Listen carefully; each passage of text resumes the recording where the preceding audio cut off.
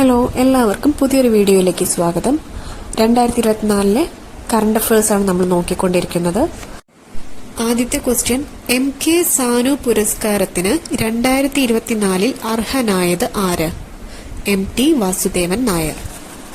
2024 MK Sanu പുരസ്കാരം ലഭിച്ചത് MT Vasudevan നായർക്കാണ്. അടുത്ത ക്വസ്റ്റ്യൻ നോക്കാം. ഇന്ത്യയിലെ ഏറ്റവും നീളം കൂടിയ കടൽ പാലം ഏതാണ്? ഇന്ത്യയിലെ ഏറ്റവും നീളം കൂടിയ കടൽ പാലം മുംബൈ ട്രാൻസ് ഹാർബർ ലിങ്ക് ആണ്. മുംബൈ ട്രാൻസ് ഹാർബർ ലിങ്ക് ആണ് ഇന്ത്യയിലെ ഏറ്റവും നീളം കൂടിയ കടൽ പാലം. അടുത്തത്, ആക്രമണ പ്രതിസന്ധിയെ തുടർന്ന് ഈ അടുത്തിടെ അടിയന്തരാവസ്ഥ പ്രഖ്യാപിച്ച രാജ്യം ഏതാണ്? ആൻസർ ഇക്വഡോർ ആണ്. ഇക്വഡോറാണ് ആക്രമണ പ്രതിസന്ധിയെ തുടർന്ന് അടിയന്തരാവസ്ഥ പ്രഖ്യാപിച്ച രാജ്യം. അടുത്ത question, AFC Asia cup football മത്സരം നിയന്ത്രിക്കുന്ന ആദ്യ വനിതാ റഫറി ആരാണ്? യോഷിമി യമഷിതയാണ് ആദ്യ വനിതാ referee. Asia cup AFC Asia cup football മത്സരം നിയന്ത്രിക്കുന്ന ആദ്യ വനിതാ റഫറിയാണ് യോഷിമി യമഷിത. അടുത്തത് നോക്കാം. മനുഷ്യനെ ചന്ദ്രനിലെത്തിക്കാനുള്ള നാസയുടെ ദൗത്യമാണ് ആർടെമിസ്. മനുഷ്യനെ ചന്ദ്രനിലെത്തിക്കാനുള്ള നാസയുടെ ദൗത്യമാണ് ആർടെമിസ്. മനുഷ്യനെ ചന്ദ്രനിലെത്തിക്കാനുള്ള നാസയുടെ ദൗത്യമാണ് ആർടെമിസ്. അടുത്തത്, ഗുരുവായൂരപ്പൻ ട്രസ്റ്റിന്റെ 2023 ഓടക്കുഴൽ അവാർഡ് ലഭിച്ചത് ആർക്കാണ്? PN ഗോപികൃഷ്ണനാണ്. കവിത മാംസഭോജിയാണ് എന്ന കവിതാ സമാഹാരത്തിനാണ് പുരസ്കാരം ലഭിച്ചത്. 2022 ഓടക്കുഴൽ അവാർഡാണ് ചോദിച്ചതെങ്കിൽ അതിന്റെ ആൻസർ അംബികാസുധൻ മങ്ങാടാണ്. പ്രാണവായു എന്ന ബുക്കിനാണ് ലഭിച്ചത്. അപ്പൊ 53ാമത് ഓടക്കുഴൽ അവാർഡ് PN ഗോപികൃഷ്ണൻ, കവിത മാംസഭോജിയാണ് എന്ന കവിതാ സമാഹാരത്തിന്. നമുക്ക് അടുത്തത് നോക്കാം. ഇന്ത്യയിലെ ആദ്യ ഡാർക്ക് സ്കൈ റിസർവ് പാർക്ക് എവിടെയാണ്?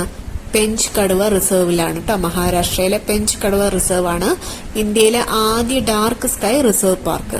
എന്നാൽ ഇന്ത്യയിലെ ആദ്യത്തെ ഡാർക്ക് സ്കൈ റിസർവ് കേന്ദ്രമാണ് ചോദിക്കുന്നതെങ്കിൽ അത് ലഡാക്കാണ്. മാറിപ്പോകരുത്. ആദ്യ dark sky reserve park Pench കടുവ റിസർവ് ആണ്. ആദ്യത്തെ ഡാർക്ക് സ്കൈ റിസർവ് കേന്ദ്രം ചോദിക്കുകയാണെങ്കിൽ ലഡാക്കാണ് കേട്ടോ.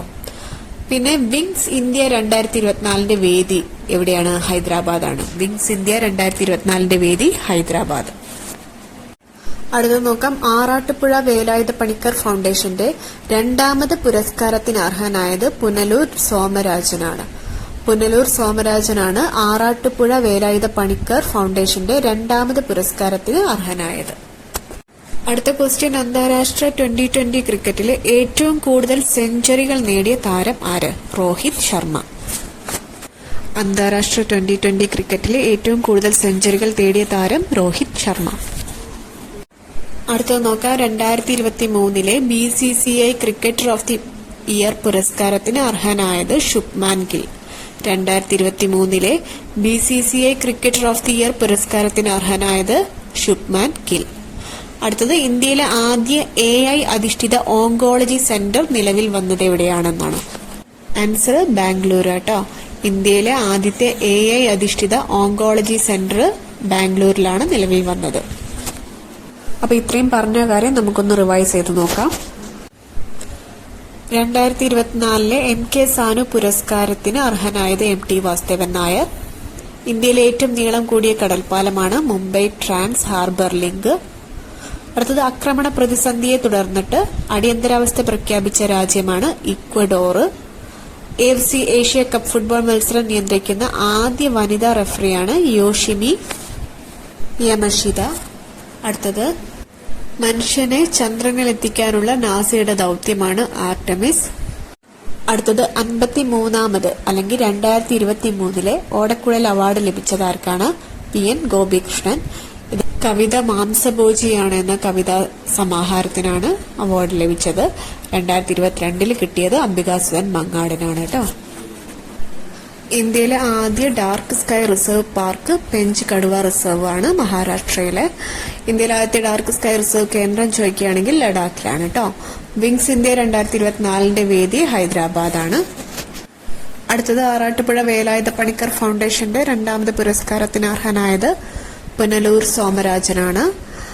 പിന്നെ അന്താരാഷ്ട്ര 2020 ക്രിക്കറ്റിലെ ഏറ്റവും കൂടുതൽ സെഞ്ചുറികൾ നേടിയ താരം ആരാണെന്ന് ചോദിച്ചാൽ ആൻസർ രോഹിത് ശർമ്മയാണ്. അടുത്തത് 2023 BCCI cricketer of the year പുരസ്കാരത്തിന് അർഹനായത് ശുഭ്മാൻ ഗിൽ. പിന്നെ ലാസ്റ്റ് ആയിട്ട് നമ്മൾ പറഞ്ഞത് ഇന്ത്യയിലെ ആദ്യ AI അധിഷ്ഠിത ഓങ്കോളജി സെന്റർ നിലവിൽ വന്നത് എവിടെയാണ്? ബാംഗ്ലൂരു. അപ്പൊ ഇത്രയാണ് ഇന്നത്തെ വീഡിയോ. നിങ്ങൾക്ക് ഈ വീഡിയോ ഇഷ്ടമായാൽ നിങ്ങൾ ലൈക്ക് ചെയ്യണം. ഈ വീഡിയോ നിങ്ങൾക്ക് ഉപകാരപ്പെടുമെന്ന് തോന്നുന്നുണ്ടെങ്കിൽ സബ്സ്ക്രൈബ് ചെയ്യാനും മറക്കരുത് കേട്ടോ. താങ്ക്